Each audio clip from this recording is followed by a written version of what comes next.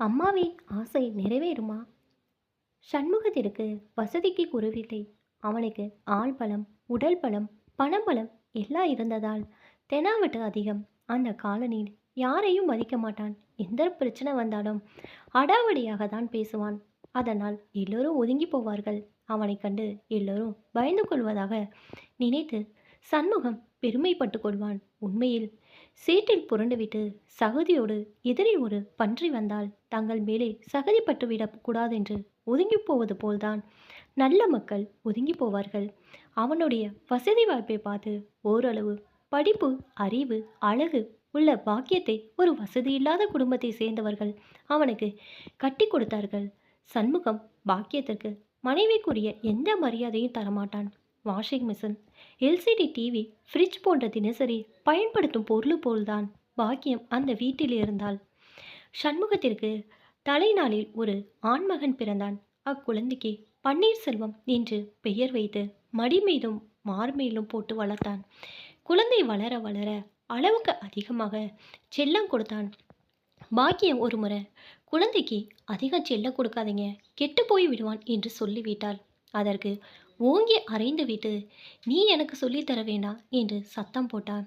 எனக்கு தேவையான வசதி இருக்கிறது, நமக்கு செல்வாக்கும் இருக்கிறது, அவனுக்கு நிறைய செலவு செய்து படிக்க வைத்து கலெக்டர் ஆக்க போறேன் என்று சொல்லிவிட்டு குழந்தையை கொஞ்சுவான். பன்னீர்செல்வத்திற்கு 4 வயசு இருக்கும். செல்ல மகனை பக்கத்தில் உட்கார வைத்து கொண்டு சிகரெட் பிடித்து சுருளு சுருளாக விட்டு வேடிக்கை காட்டி கொண்டிருந்தான் சண்முகம். அங்கு வந்து பாக்கியம், ஏனுங்க, குழந்தைக்கு வேறு விளையாட்டு காட்டக்கூடாதா என்று கேட்டுவிட்டாள். ஏண்டே, 4 எழுத்து படிச்சிருக்கிற திமிரை என்கிட்டயே நீ காட்டுற என்று சண்முகம் கோபத்தில் எட்டி உதைத்தான். பன்னீர்செல்வம் வளர வளர அவன் ஆசைப்பட்டதெல்லாம் கிடைத்தது. அப்பாதான் அவனுடைய ரோல் மாடல். பள்ளியில் உரிய காலத்தில் சேர்க்கப்பட்டான். அவனுக்கு 10 வயசு இருக்கும். காலையில் பக்கத்து வீட்டு கோமதி அம்மாள் சண்முகத்தை தேடி வந்தார்கள். அப்பா சண்முகம், உங்கள் வீட்டுக்கு பின்னால் இருக்கும் செப்டிக் டேங்க் நிரம்பி விட்டது, கொஞ்சம் சுத்தம் பண்ண ஏற்பாடு பண்ணுப்பா.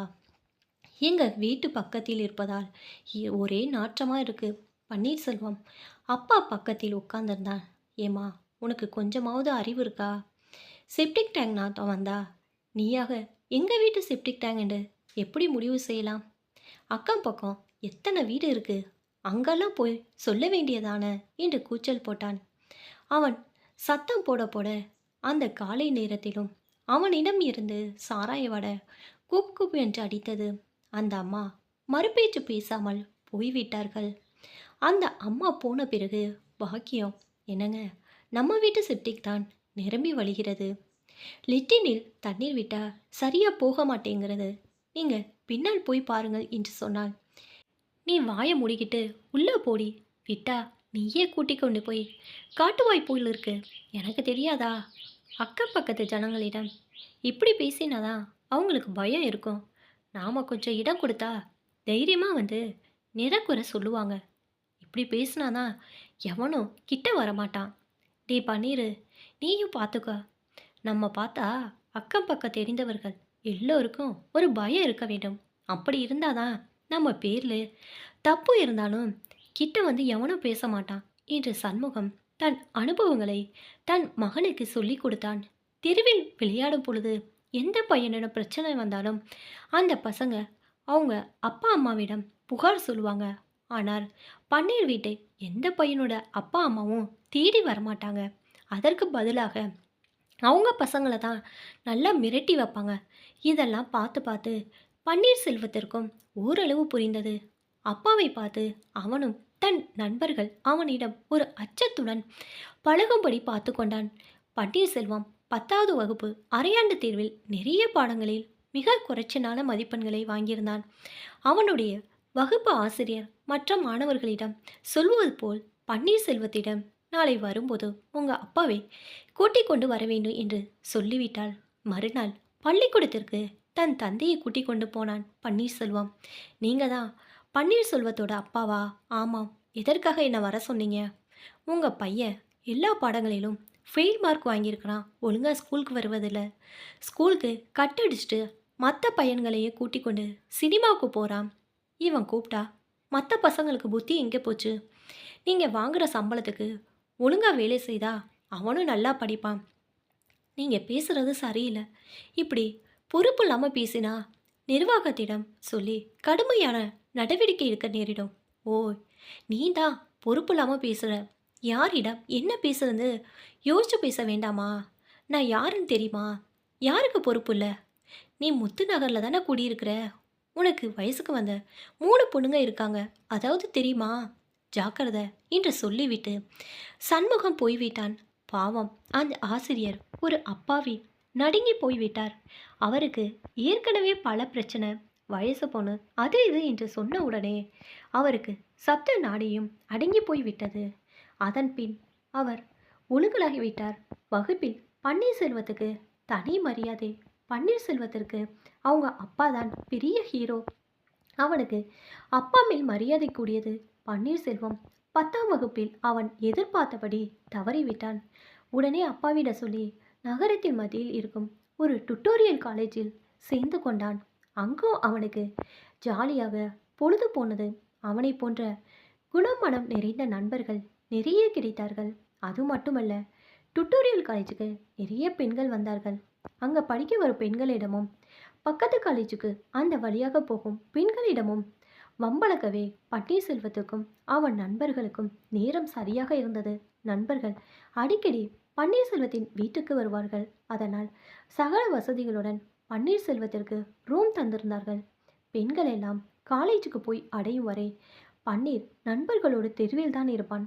அப்புறம் நண்பர்களோடு வீட்டுக்கு வந்து இன்டர்நெட் வசதி உள்ள கம்ப்யூட்டரில் நல்ல நல்ல படங்களை பார்ப்பான். அவர்கள் பார்ப்பதற்கென்றே பல இணையதளங்கள் இருக்கின்றன. காலேஜ் விடும் நேரத்தில் பெண்களை வழியனுப்பும் பணிக்காக போய்விடுவார்கள். பெண்ணை வெறும் போக பொருளாக நினைத்திருக்கும் எந்த வீடும் உருப்பட்டதாக சரித்திரமில்லை. பாவம், பாக்கியம் அந்த வீட்டில் வெறும் உயிர் உள்ள பொம்மை, அவ்வளோதான். பணக்கார வீடுகளில் ஏழை வீட்டில் பெண் எடுத்திருந்தால் கிட்டத்தட்ட அப்படிதான். பாக்கியம் ஏழையாக பிறந்து விட்டாலும் சிந்திக்கும் ஆற்றல் உள்ளவள். குழந்தை வளர்ப்பு ஒரு கலை என்று அவளுக்கு தெரியும். அகந்தையும் அதிகாரமும் உள்ள கணவன் செல்லம் கொடுத்து தேவையான பணமும் கொடுத்து மகனை கெடுப்பதை அவளால் தடுக்க முடியவில்லை. வளர வளர அந்த வீட்டில் தன் அம்மாவால் எதையும் செய்ய முடியாது என்பதை புரிந்து கொண்ட பன்னீர்செல்வம் தந்தையிடமே தன் பாசத்தை கொண்டு தன் காரியங்களை சாதித்து கொண்டான். 16 வயசிலே தேவையில்லாத எல்லாவற்றையும் தெரிந்து கொண்டான். படிப்பை தன் வயசு சிநேகிதர்களை சேர்த்து கொண்டு பொழுது போகும் ஒரு கருவியாக நினைத்து கொண்டான். கொஞ்சம் கொஞ்சமாக அப்பாவின் பேச்சுக்கு மறுபேச்சு பேச பழகி கொண்டான். அதன் பின் தான் சண்முகத்திற்கு பயம் பிடித்து கொண்டது. ஒரு முறை வீண் செலவை கண்டித்தான். அப்பா, உங்களுக்கு ஒன்றும் தெரியாது, பேசாம போங்க என்று அலட்சியமாக சொல்லிவிட்டு போய்விட்டான்.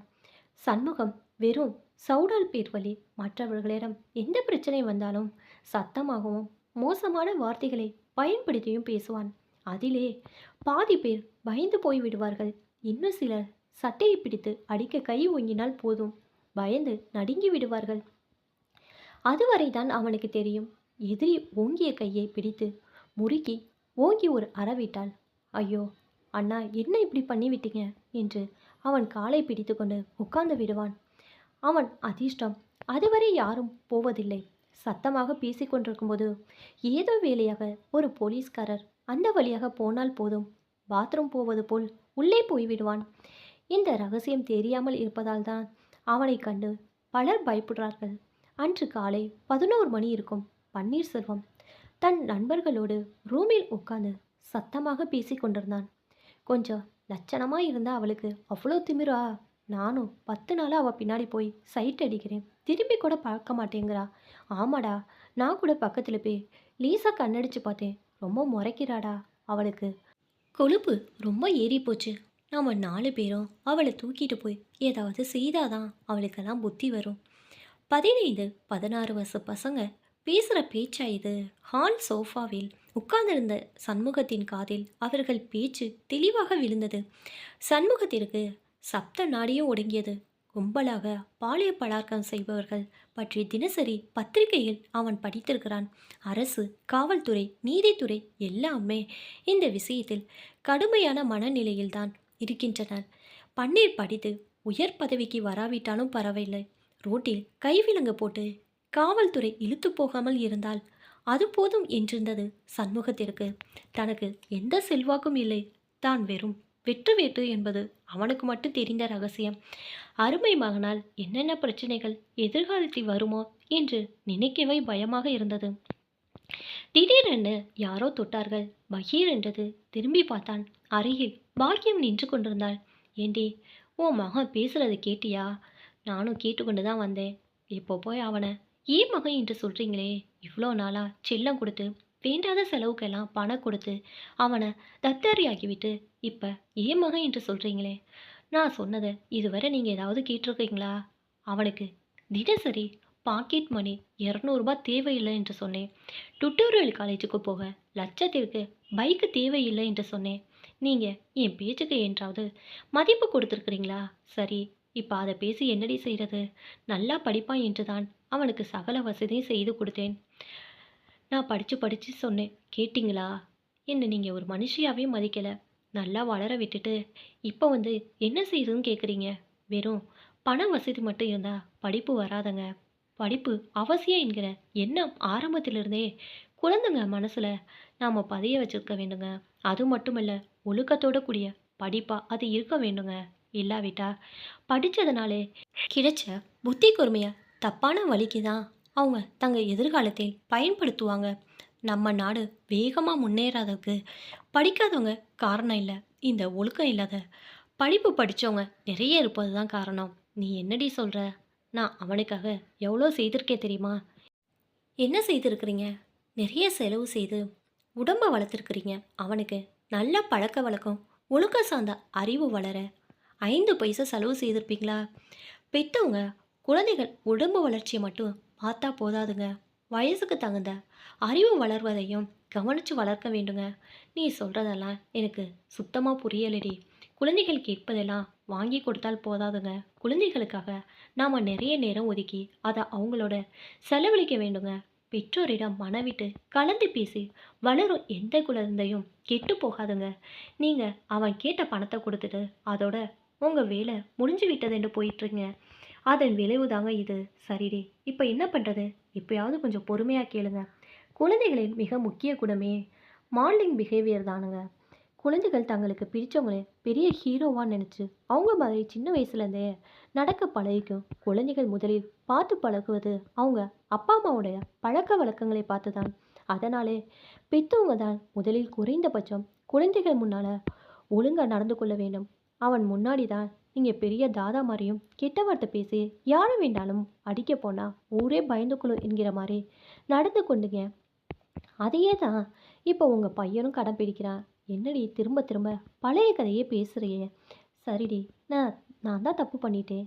எப்படியாவது நம்ம பையன் ஏதாவது பெரிய வம்பு சிக்காமல் காப்பாற்ற வேணும். அதற்கு என்னடி செய்யலாம்? இப்போ வியாதி கொஞ்சம் முத்தி தான் போச்சு. இப்போ மருந்து மாத்திரைக்கு குணமாகாது. ஆப்ரேஷன் செய்து தான் ஆக வேண்டும். நிஜமாவே நீங்கள் ஒரு முரட்ட ஆளா மாதிரி அவன் சிநேகிதர் இனி நம்ம வீட்டு பக்கம் வராமல் தடுத்துருங்க. பண்ணிட டுட்டோரியல் காலேஜிலேருந்து நிறுத்திடுங்க. வெளியில் சுத்த விடாதீங்க. ஒரு வாரத்துக்கு பைக்கை வேறு இடத்தில் கொண்டு போய் வச்சிடுங்க. படிப்பெல்லாம் வேண்டாம் என்று சொல்லிடுங்க. உங்கள் தொழிலுக்கு கூடவே உதவியாக வைத்து கொள்ளுங்க. 24 மணி நேரமும் உங்கள் பார்வையிலே அவன் இருக்கட்டுங்க. அவனுக்கு 16 வயசு தான் ஆகிறது. முழுசா கிட்டிருக்க மாட்டான். வயசு கோளாறு, தவறான செயற்கை சூழ்நிலை மாறினா திருந்திடுவான் என்று நினைக்கிறேன். கொஞ்சம் கொஞ்சமாக அன்பை காட்டுங்க. தவறான வழியில் போனால் வாழ்க்கையே நாசமாக போயிடும் என்பதை விளக்கி சொல்லுங்க. நிஜமாவே படிக்க ஆசை வந்தா படிக்கலாம் என்று சொல்லுங்க. சில நாட்கள் கழிச்சு அவன் நல்லா இருக்கணும் என்று தான் அப்படி கடுமையாக நடந்துக்கிட்டேன் என்று சொல்லிவிடுங்க. எல்லாம் நீங்கள் அவனிடம் நடக்கிறத பொறுத்து தான் இருக்குது. அது சரி, நான் திருந்திடுறேன், என் மகன் திருந்திடுவானா? மரம் பட்டு தான் போச்சு, ஆனால் வேறு இன்னும் கெட்டிருக்காது. மரஞ்செடுத்து நல்ல உரமிட்டு தண்ணீர் பாய்ச்சுவோம். நிச்சயம் கோடை மழையில் துளிர் விட்டுவிடும் என்று நம்பிக்கை எனக்கு இருக்கிறது. பார்ப்போம். பட்ட மரம் துளிர் விடுமா? பன்னீர் திருந்தி நல்ல வழிக்கு வந்து விடுவானா? பாக்கிய ஆசை நிறைவேறுமா? காலம்தான் பதில் சொல்ல வேண்டும்.